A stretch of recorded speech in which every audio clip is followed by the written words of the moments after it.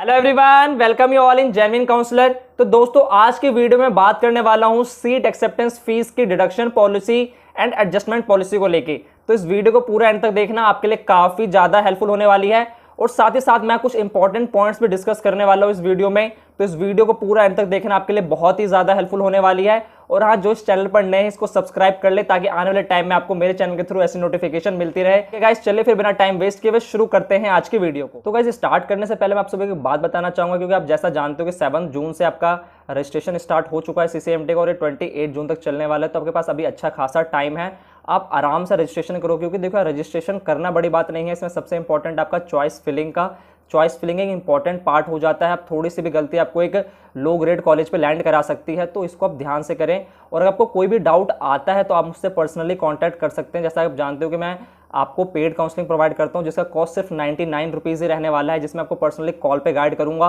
कि कैसे आपको सीसीएमटी प्रोसेस में पार्टिसिपेट करना है, कैसे चॉइस फिलिंग करनी है, कैसे आपको डॉक्यूमेंट्स रेडी करने हैं, और प्रॉपर वे में आपको गाइड करता चलूंगा थ्रू आउट दी आपका जो सीसीएमटी का एंड तक है।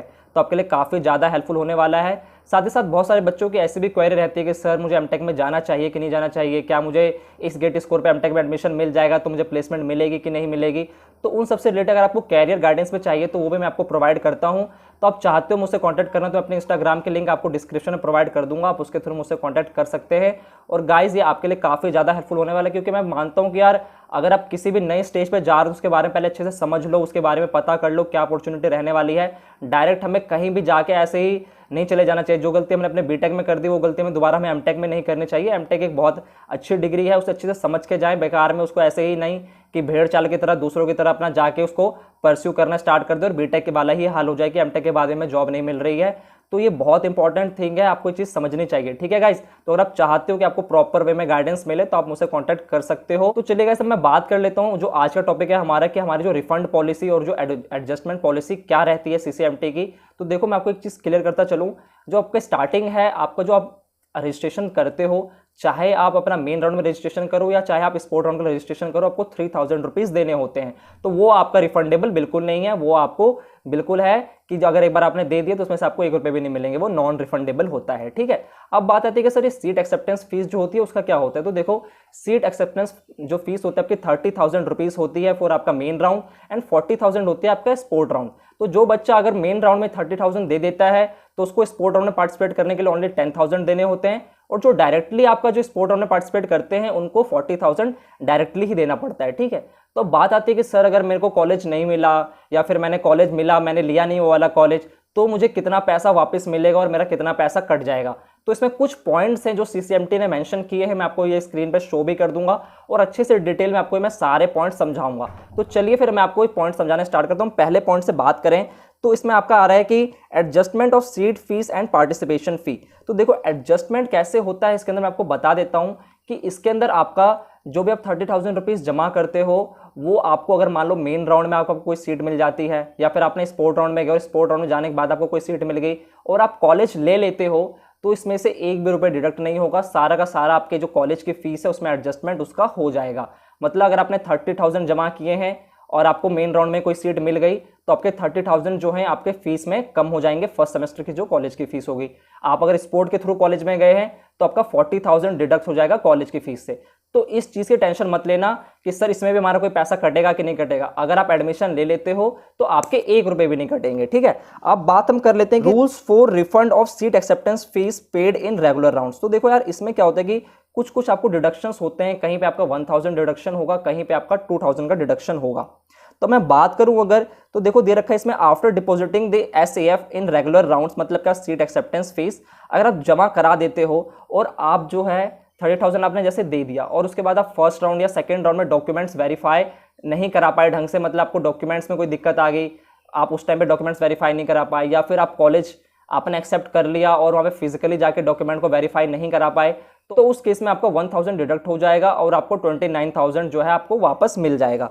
क्लियर। अगर आप डॉक्यूमेंट सही से सबमिट नहीं करा पाए तो इस केस में आपका एक तो है कि रजिस्ट्रेशन तो कैंसिल हो ही जाएगा, मतलब एडमिशन तो नहीं होगा आपका, बट आपके पैसे नहीं फंसेंगे, 1000 कट के 29,000 मिल जाएंगे। अगला आपका जो पॉइंट है, आपका पॉइंट नंबर बी देखो आप अगर, तो after depositing the SF in regular rounds and successful document verification, if the candidate select the option surrender and participate in next round and no seat is allotted in subsequent rounds and the candidate does not participate in special round, the SF will be refunded after deducting process of ₹1000। तो देखो क्या कह रहा है ये कि अगर आपको कोई सीट मिलती है और आप उसको एक्सेप्ट करके और बाद में आप उसको बोल देते हो कि सरेंडर कर देते हो उस सीट को कि नहीं मैं इस सीट को नहीं लूँगा, मैं आने वाले फर्दर राउंड्स में पार्टिसिपेट करूँगा, और आप पार्टिसिपेट नहीं करते हो, आपको कोई सीट नहीं मिलती है, अगर मान लो कि आपने पार्टिसिपेट नहीं किया, पार्टिसिपेट करने के बाद आपको कोई सीट नहीं मिली, तो उस केस में भी आपका ₹1000 यहाँ पर डिडक्ट हो जाएगा। आपका जो थर्ड पॉइंट है, after depositing the SCF in regular round if the candidate withdraw in regular round 1 and regular round 2, so the SCF will be refunded and after deducting fee of ₹1000। तो देखो क्या कह रखा है कि अगर आपने जैसे अप्लाई किया रेगुलर राउंड 1 में, रेगुलर राउंड 2 में आपको कोई सीट नहीं मिल रही, आप पैनिक हो गए कि नहीं यार मुझे कोई सीट नहीं मिलेगी, मुझे अपना पैसा वापस चाहिए, और आप विड्रॉ कर लेते हो अपना पैसा कि मुझे इसमें पार्टिसिपेट नहीं करना है सीसीएमटी में, तो आप कर सकते हो इन बिटवीन किसी भी राउंड में। आपको उस केस में भी आपको ₹1000 आपका डिडक्ट हो जाएगा और 29,000 आपको जो है पैसा रिफंड हो जाएगा आपका। क्लियर। अब अगला पॉइंट देख लेते हैं कि after depositing the SAF in regular rounds if the candidate withdraw after physical reporting at the allotted institute. आप क्या कह रहे हैं यहाँ पे समझना कि आप अगर रेगुलर राउंड 1 या रेगुलर राउंड 2 में अगर आप विदड्रॉ करते हो अपनी सीट को तब तो 1000 ही कटेगा, बट आपको अगर थर्ड राउंड में जाके कोई सीट मिल गई, आपने कॉलेज में जाके डॉक्यूमेंट भी वेरिफिकेशन करा लिया, तो उस केस में आपके ₹2000 डिडक्ट होंगे, आपको 28 ही रिफंड मिलेगा। क्लियर। मतलब आपने रेगुलर राउंड 1 और रेगुलर राउंड 2 में अगर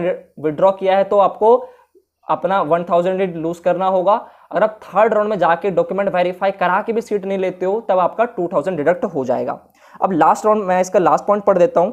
after depositing the SCF in regular round and successful document verification during the physical reporting at the institute, if the candidate has given option for participating in special round and then he does not register for special round, SF will be refunded after deducting process fee of ₹2000। तो देखो आपका क्या कह रखा है कि अगर आपको सीट मिल जाती है और उसके बाद आप सब कुछ अपना डॉक्यूमेंट वेरिफिकेशन वगैरह करा लेते हो और अब बाद में आप बोल देते हो कि नहीं मैं आप स्पेशल राउंड में पार्टिसिपेट करने के लिए जा रहा हूँ, और आप स्पेशल राउंड में पार्टिसिपेट करते ही नहीं हो, तो उस केस में भी जो है आपका जो फी रिफंड हो जाएगा, आपका 2000 बस डिडक्ट होगा उस केस में और 28,000 आपको मिल जाएंगे।